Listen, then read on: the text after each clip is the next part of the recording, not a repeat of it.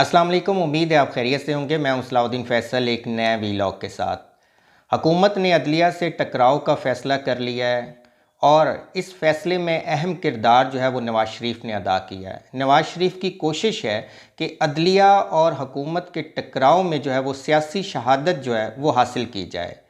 इससे अपना वोट को इज़्ज़त दो का बयानिया जो है उसको वापस लिया जाएगा और आवाम में अपना खोया हुआ मकाम जो है वो दोबारा हासिल किया जा सकेगा। इसके अलावा नवाज शरीफ की ये भी कोशिश है कि जब अदलिया और हुकूमत आपस में टकराएंगे तो उसके बाद जो है पाकिस्तान वापसी जो है मेरी जल्द हो सकेगी। लेकिन नवाज शरीफ साहब ने जो है वो बहुत देर कर दी। आवाम को भी मालूम है कि वोट को इज़्ज़त दो का बयानिया जो है उसको बीच चौराहे में छोड़कर मियाँ साहब जो है वो लंदन की सर्द हवाओं में जो है वो जा बसे। अब गड़े मुर्दे जो है दोबारा उखाड़ने का कोई फ़ायदा नहीं है। इसके साथ पाकिस्तान पीपल्स पार्टी जो है वो दो कश्तियों पर सवार है।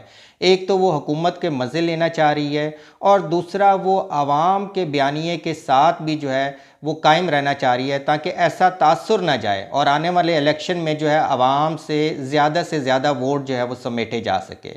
जिसकी मिसाल जो है वो नदीम अफजल चंद का वज़ीर-ए-आज़म की फ्री आटा स्कीम पर सख्त तनकीद।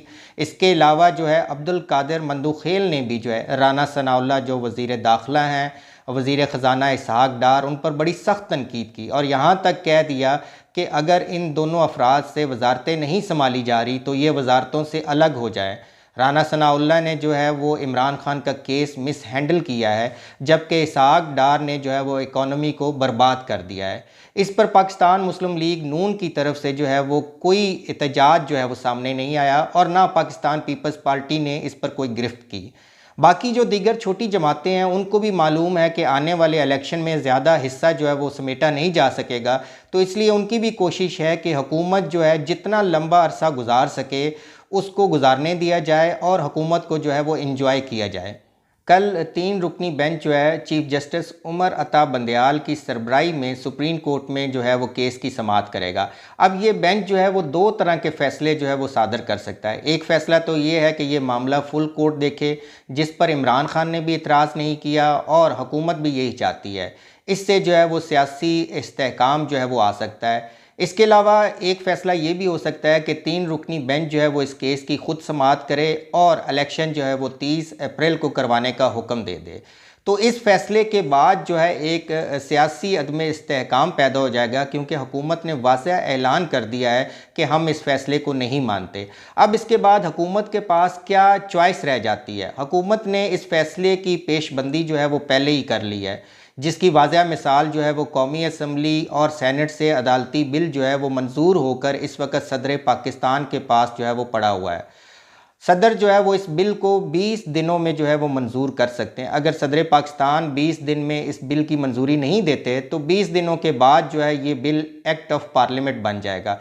इससे हुकूमत को ये फ़ायदा होगा कि हुकूमत के पास 30 दिनों के अंदर अपील की जो है वो अपील मिल जाएगी, लिमिटेशन जो है वो हुकूमत के पास होगी। अब 30 दिनों की अपील मिलने के बाद हुकूमत जो है वो इस केस के ख़िलाफ़ एक अपील दायर कर देगी और नई कानून साजी के मुताबिक जो है ये अपील 3 रुकनी सीनियर मोस्ट जजेस पर मुश्तमिल कमेटी के पास जो है वो चली जाएगी। उस कमेटी में chief justice Umar Ata Bandial, justice काजी फ़ाइज़ ईसा और जस्टिस सरदार मसूद जो है वो शामिल हैं और हुकूमत खुश है और हुकूमत का दावा है कि ये जो 2 बाकी जजेस हैं ये हुकूमत के हामी हैं। अगर ये 3 रुकनी जो जजेस की कमेटी है ये फ़ैसला करती है कि ये केस जो है ये अब जो है इससे सीनियर जो जजेस हैं या फुल कोर्ट के पास चला जाए, तो उसके बाद जो है इस केस के हवाले से जो है वो फुल कोर्ट फ़ैसला करेगा। तो यहाँ पे जो हुकूमत है उसको अदलिया से टकराव की ज़रूरत नहीं है। हुकूमत के पास ऑटोमेटिकली जो है वो 30 दिनों की एक लिमिटेशन मौजूद है जिसमें हुकूमत अपील दायर कर सकती है।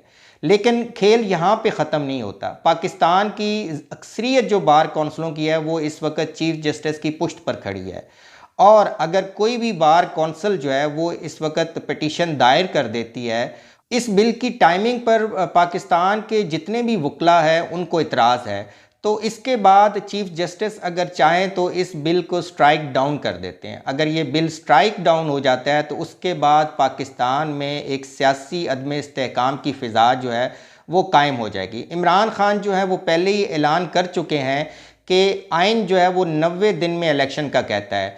अगर 90 दिन में इलेक्शन ना करवाए गए तो पाकिस्तान तहरीक इंसाफ जो है वो सड़कों पर एहतजाज करेगी। तो इस तरह मुल्क में जो एक सियासी अदम इस्तेहकाम की फ़िज़ा है उसमें मज़ीद इजाफा हो जाएगा।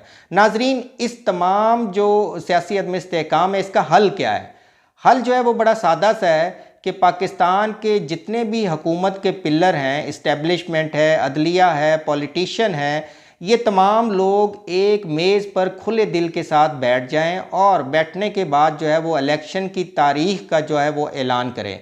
क्योंकि पाकिस्तान तहरीक इंसाफ को हुकूमत की नीयत पर शक है और हुकूमत अपने माजी के बयानात में भी ये कह चुकी है कि असम्बली की मुद्दत जो है वो 1 साल बढ़ाई जा सकती है। तो इससे साफ लग रहा है कि इलेक्शन जो है वो अक्टूबर 2024 में करवाने का हुकूमत की तरफ से इरादा है। इसी वजह से इमरान खान जो है वो चाहते हैं कि हुकूमत की तरफ से बाकायदा तौर पे ज़मानत के साथ जो है इलेक्शन की एक डेट आए और जिससे ये अबहम ख़त्म हो कि इलेक्शन जो है वो अपने मुकर्ररा वक्त से लेट ना हो।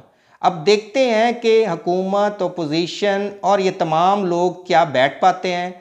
अगर ये लोग नहीं बैठते तो उससे पाकिस्तान के मसाइल में इजाफा होगा। नाजरीन, देखते हैं कि पीर का जो सूरज है वो पाकिस्तान की आवाम, पाकिस्तान की रियासत और सियासी इस्तेहकाम के हवाले से अदलिया की तरफ से क्या नवीद लेके आता है। इसके साथ ही मुझे इजाज़त दीजिए। अल्लाह हाफिज़।